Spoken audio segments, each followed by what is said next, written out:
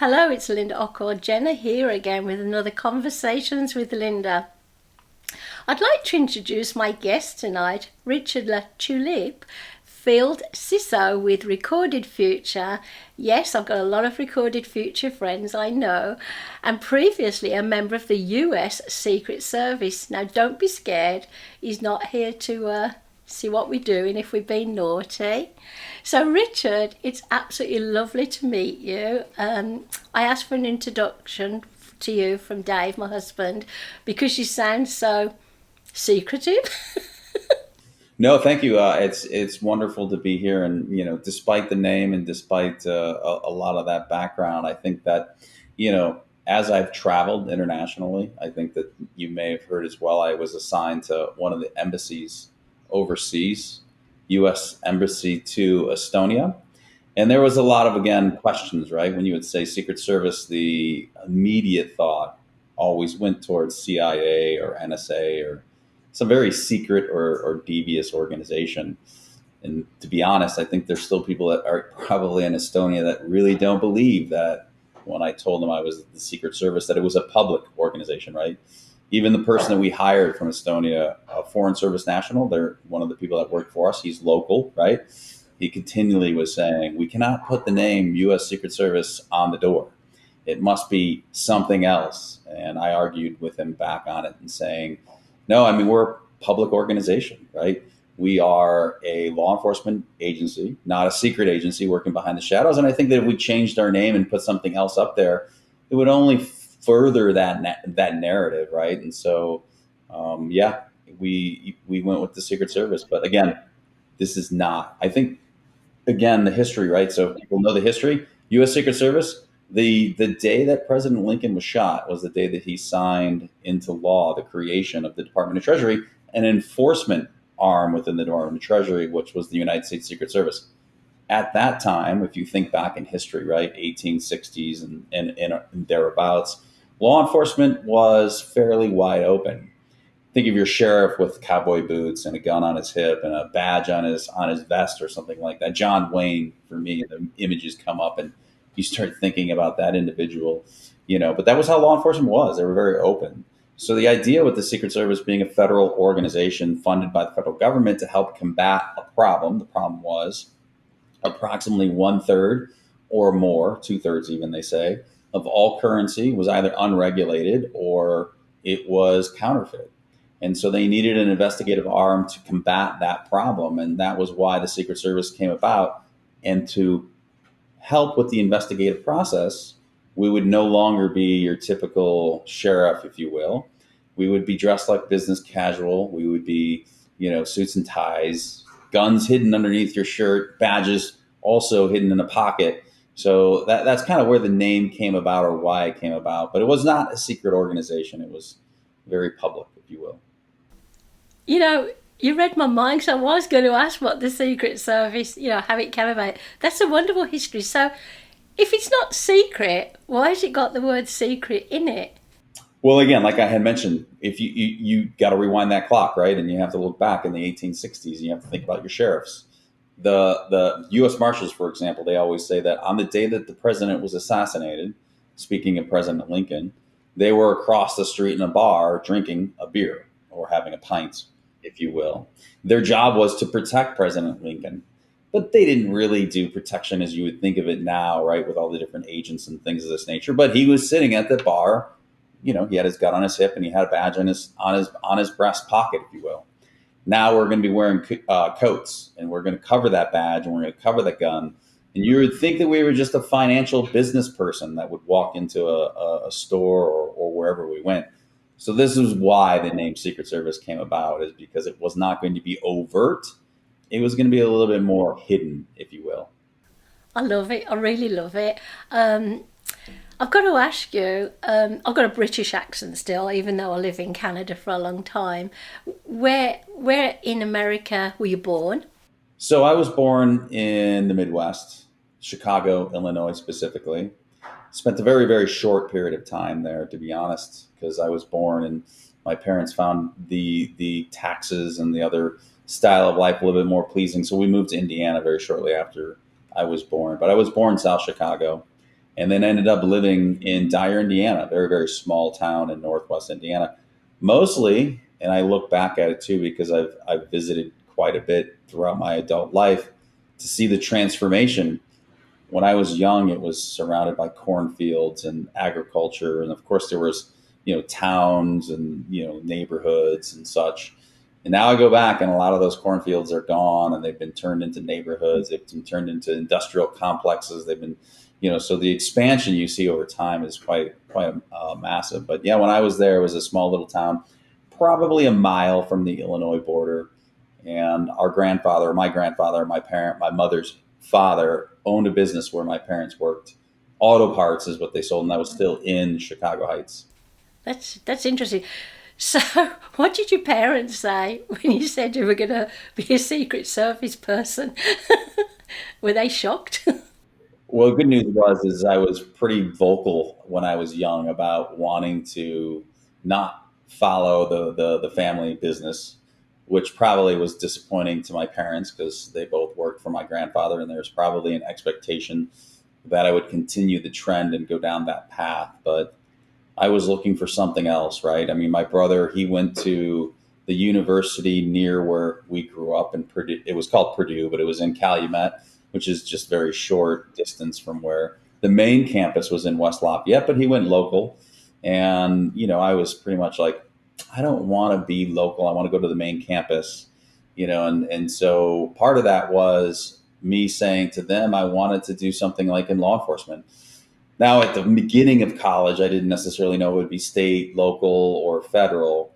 But as I started going through college and the university programs, and I focused on criminal justice, minoring in speech communications and history.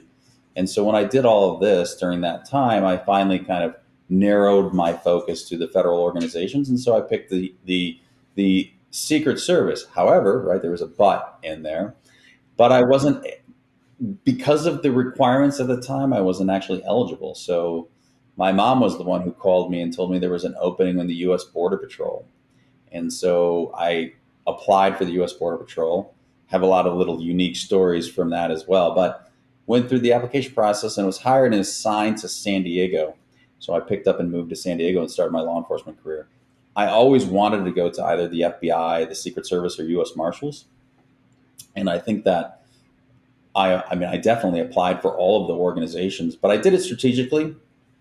I kind of liked the U.S. Secret Service's dual mission. That was attractive to me because it was, on one hand, protecting some of the most important people of the world, and then on the other, investigations. You can be able to investigate crimes, mostly financial crimes, and so this was attractive. Didn't have to focus just on one thing, so to speak. You could kind of mix up your day job. And so I applied first for the Secret Service, and then I followed with other organizations. DEA as well as one I applied for. It just turns out the Secret Service ended up offering me a position first. So my parents kind of knew, and it wasn't that big of a surprise, albeit, the gun carrying and enforcing laws and that, always will worry a parent because, you can put yourself into dangerous situations. Yeah, I'm not going to ask you if you're in a dangerous situation. That might be secret. So my career with the U.S. Secret Service was unlike most agents. I did everything I could not to do a protective detail. I focused mainly on financial crimes, but financial crimes got swallowed up by cyber crimes. And that became the buzzword, and that also became the focus. And when you realized not only was the buzzword, but the focus very important, you ended up looking at that and saying, I need to structure my career towards a cyber career. That meant I went into digital forensics. I went into cyber criminal undercover operations, critical infrastructure, cyber threat intelligence. So these were some of the jobs that I performed. And that led me also to be assigned, as I mentioned earlier, to the U.S. Embassy in Tallinn, Estonia. But it was all cyber focused. And after 25 years, given my age, and I wasn't yet ready for retirement, to be honest, I could have stayed with the organization until the age 57, which was the required age of retirement. But I said, look, I got a lot of experience, a lot of know-how, a lot of knowledge, expertise, and I think I can do a lot of good pivoting from law enforcement to private industry where I can share a lot of my experiences and knowledge of how the hackers do what the hackers do. What is it that you need to make your organization more resilient from the cyber threat? Taking that knowledge and moving it off into the private world made a lot of sense. And so I was also eligible for retirement. And so I took that opportunity and I retired from the Secret Service. What was it actually? December 31st of 2020 was my last official day with the government. And that began my journey in the private industry and kind of helping those organizations become better at doing what they can to prevent a adversary from getting into their organization. So did you go straight to Recorded Future? I love Recorded Future. They're lovely. Yeah, there were stops along the way, right? So there is never a direct path, albeit the people that work here at Recorded Future, I have known them for a long time, to be honest, because cyber threat intelligence, as I was part of it with the US Secret Service, was an evolving field that became part of cybersecurity. Originally, it was not. I think if you look back and rewind the clock, what you see oftentimes is auditors coming through and saying, "Oh, do you have a firewall? Oh, okay, the firewall. Oh, no. Oh, do you have a SIM? Oh, you have a SIM. Oh, okay," and stuff like this. But cyber threat intelligence was never really part of the equation. But then it became, right, as it started moving and progressing forward. Companies, it gave space to companies like Recorded Future to become more part of the conversation. And I think it's due that they need to be part of that conversation because, I spoke at conferences recently in the United Arab Emirates where I talked about how cyber threat intelligence can give focus, can allow people to prioritize and strategize their risks and mitigate those risks, and also can let you identify where you need to focus your efforts. So we use cyber threat intelligence all the time in the Secret Service to be able to say, hey, who is the most prolific vendor of stolen credit card data or intellectual property, or who is what we believe based on the intelligence to be the biggest hacker that's currently out there doing all these different various network intrusions. And then we would focus our efforts because, again, Secret Service is a small organization. So we'd focus those efforts on those top tier targets. And even though there were other threats, and you would pay attention to those threats, you put your efforts in there. And then, as things popped along and moved left or right, you would be able to adjust and be able to change focus. And I think that's really applicable in today's environment because the threats are never consistent. They're never the same. And you need to be on top of that as the entirety changes. And I think that cyber threat intelligence feed that an organization can get is that lifeline that can give you that pivoting left or right when you need to. It sounds very exciting. I'm going to ask you a question I ask most people. You don't have to answer if you don't want to. Are you married? Do you have children? I mean, if you are, how do they put up with your lifestyle? Or are you clever and stayed a bachelor? Uh, no, I am married and I do have children. So two children, one daughter and one son. My daughter's 22 and my son is 16. So, and my wife and I, we've been married now for 10 years, going on 11. And we actually met in Estonia. And so um, it was interesting. Oh, that's so romantic. Yes, it was interesting and how we met and again she along with a lot of her friends. I think the day that we got married, some of her friends asked her, did Rich finally tell you what he really does? And Elise was her name's Elise, by the way, but she commented and she said, "What? He's always told me the same thing. He's never changed, right?" So I guess it's the Secret Service. I'll have to believe him now, right? That's amazing that somebody actually took you on in that line of work. Very brave woman. Congratulations. Thank you. Thank you for sharing that. It's a lovely story. Um, I know you enjoyed your work with the United States Secret Service, but do you enjoy the different kind of work that you do with Recorded Future? Or is it can't be the same as what you did before, surely. It's a lot different, isn't it? I mean, the difference when you start looking or thinking about the difference really focuses around, proactive, reactive, threat hunting, where you're actually looking for the adversary, right? So when you start talking about currently what I'm doing, it's about protecting organizations from having a bad day. So prevention is the key, identifying the threats, but where you stop is pursuing. That's not that's not my job anymore, right? So you need to understand your role and understand where the responsibilities end. So if a adversary was able to get into our organization, yes, you could say you have threat intelligence that can point in the direction, but that data gets turned over to law enforcement because we don't have, me specifically as well, I don't have that authority any longer. So that's the big change. But I will tell you that when I was working at our cyber threat intelligence section, which is located at headquarters in Washington, D.C., I mean, I still had a gun, but I didn't need a gun for what I was doing. Most of our targets were international. Yes, there were those that lived and resided in the United States and committed a variety of crimes that we ended up finding and executing search warrants and arresting them on. But the majority of the threats, they lived in former Soviet republics, or they lived in the Middle East, or they lived in even random places that you might not necessarily associate with cyber crimes, Mexico, right, even in South America. And so we were tracking these individuals, and then a lot of it came down to liaisons, and we would liaison with foreign governments, and it would be them who would be executing. And now we would put agents on the ground to continue the collaboration and continue working with them. These were all things that we ended up doing. But at the same time, right, I had no legal authority. Say, example would be anywhere in Eastern Europe. I didn't. So carrying a gun was not part of the job when you're there, even if you could be, say, arresting a bad guy. That was someone else's responsibility. So for me, I kind of look at it as one of those unique, let's just say, unique things that occurred to me.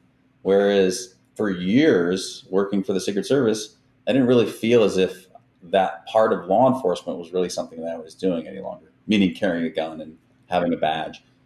I was interviewing the bad guys. I was taking the intelligence from them, and I was applying that strategically as we could. It's a wonderful story so far. There's something else that I found out about you. You're writing a book, an undercover story. That sounds very interesting. Yeah. So part of my career, if you will, while I was working with the Secret Service, and it was coinciding with, and I actually, this is funny because I talked about this quite extensively when I was in Dubai. But when you start looking at trends, and I talked earlier about financial crimes and how it became cyber crimes, and it's kind of taken over as those buzzwords that you look at of, are you working a cyber investigation? Really, you're using a computer to steal assets, money oftentimes, and put that into your own accounts so that you can be profitable as a result of that criminal endeavor, right?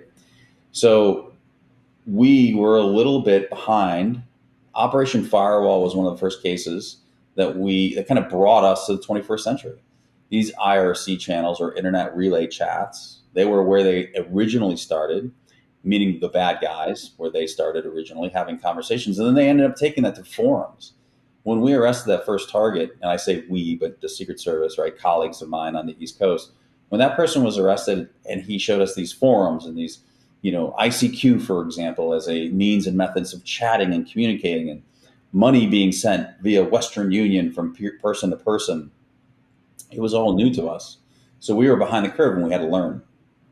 And they did a lot of that legwork for us. My case was a little bit different, whereas that instead of working behind solely a computer, my goal, and the case that we termed it as Operation Carter Chaos. Chaos was spelled with a K, and the reason we changed it, we did that, was a little bit of a play on words, right?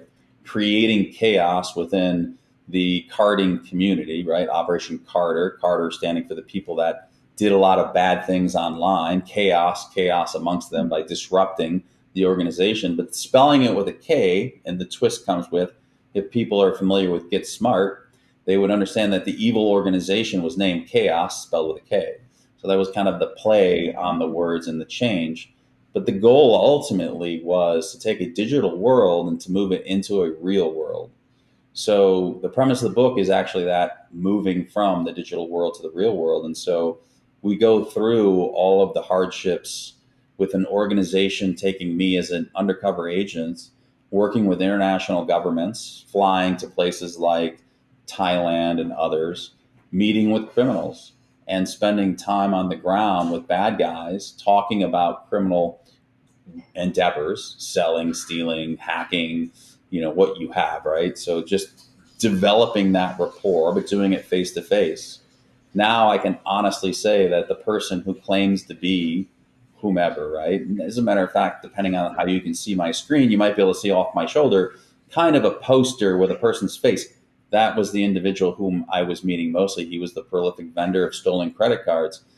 The case was obviously very successful, and we ended up not only meeting him in a variety of places, but a wide variety of the network, and meeting these individuals and developing that rapport and the relationships, taking, if you will, say, the beginning of an operation of maybe having 5 contacts to over 50 different contacts, and then now memorializing this in a book and being able to tell a story that's pretty unique. I don't think, not that other persons haven't done undercover operations internationally, but when it comes to cyber and it comes to the cyber threat that we face, being able to do some of these things, especially we're talking 2005 to 2008 timeframe, this was not an everyday occurrence. And so I think the stories and the hardships and the lessons learned play very valuable and make for a lot of really interesting stories. When will it be published? Well, I'm on chapter 24, and I think if my outline holds true, I'll end it at around chapter 27, and then I have to go through the editing process. So my hope is I can get these next 3, maybe 4 chapters done within the next month or two. The problem is I have to work, right? So Work. How come you've got to work? I'm so excited for this book. We'll have to drag you back and we'll talk about the book. The question I've got about you being an undercover person is, did you have to wear a disguise or did you just look like you look now? So when you get to see the book, you'll get to see the photos of how I looked. But I did nothing in terms of other than growing my hair long and, you know, yeah, I think that was it. I was younger, of course. The good news was, right? So I looked a little bit differently, but I had long hair. And, this was always the conversation is what or how do you become as a person? Example can be, right? Do you use your real name or do you use a fictitious name? And so I chose to use my real name. There's advantages to it and there's disadvantages. One of the advantages of using your real name is it's something you grew up with that you know and that you know very well. The reason being is I knew that there would be opportunities where we'd be drinking and we would be having, a very good time, if you will. And what if I chose the name Bill? And we're drinking and they start talking to me and they say, Bill, hey, look over here. And I don't react. And they, hey, Bill, what are you doing? And then they tap me on the shoulder. And then I finally come to the realization, you're talking to me. Oh, crap. Oh, yeah, yeah, hey, what's going on, right? If that happens too often, it could start raising the suspicion level of other persons, which is why I decided to use my real name, because regardless of how intoxicated you became, you would say my name, Rich, and I would respond. And there would be no confusion in that. Now, other parts of my life, I definitely wove a different story. I didn't want to make the direct line to real life to fake life. So it was kind of walking on a railroad track, if you will.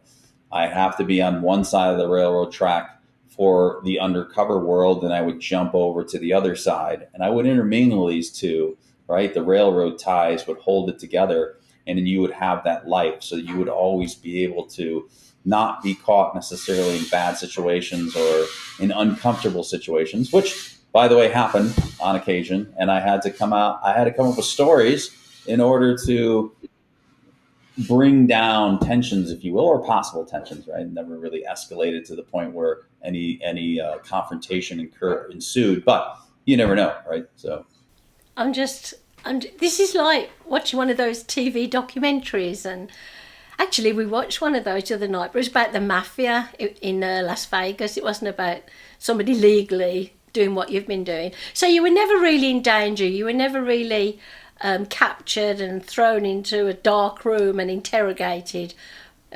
You never went through that process. I can't thank you enough. This is all my guests are wonderful, but this is meeting a real live Secret Service person who's lived in a foreign country and used his real name during his job, and I think it's amazing. Now, just one question: what is a field CISO? Does that mean you go out into the field and do what? I mean, I don't want all the details if it's private, but I've never heard of a field CISO before. So the role is not every organization will have a field CISO, but depending on the product that you have and depending on the type of clients that you have, if you have a, say, for example, the chief information security officer, that's one person. And that one person, depending on the amount of clients you have, may be stretched very thin if you started using that individual to help with executive engagements. And so this is exactly what happened with Recorded Future, whereas that they wanted to engage with the executives and they needed someone who had experience at an executive level to be able to have those conversations, to be able to answer the questions, whether it was about a framework or a regulatory compliance or governance.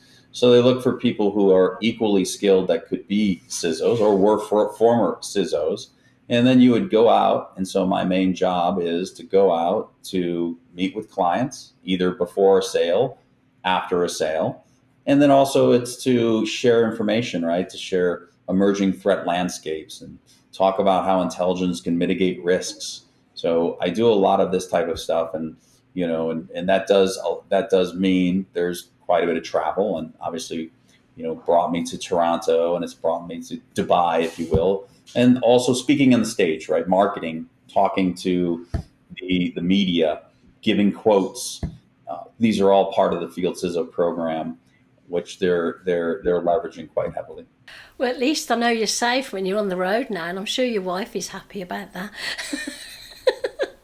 Yeah, she's definitely happy about that. But it's one of those during COVID, it, she was used to me previous of COVID, right? Where I was traveling, I was going places, I was doing things. Of course, that was for the Secret Service. It wasn't for private industry.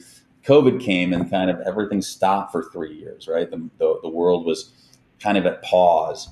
And then now that the world is, coming back to where it was previous, travel is more open, meetings are more open. So now I'm back on the road. So now I've gotten used to you traveling. I got used to you being at home, and now you're traveling again. So it is a mixed bag of feelings. I'm sure there's a degree that wants me to be home as well. And so I try to make sure that on weekends, that travel starts on Monday and then I'm back by Friday so that I can spend time with the family and be here for weekends. I love that. So you are one of the nicest people, I think. I mean, when I meet you in real life, I might not think you're nice because I changed my mind, but you never know. No, seriously. I was a bit worried. I didn't know whether, because I say things people won't know. I thought, is he going to be kind of all like American and really stern? And, I'm not sure what you were going to talk about, but you're really friendly and you've got a lovely sense of humour. So thank you again for your time. I've really enjoyed our conversation.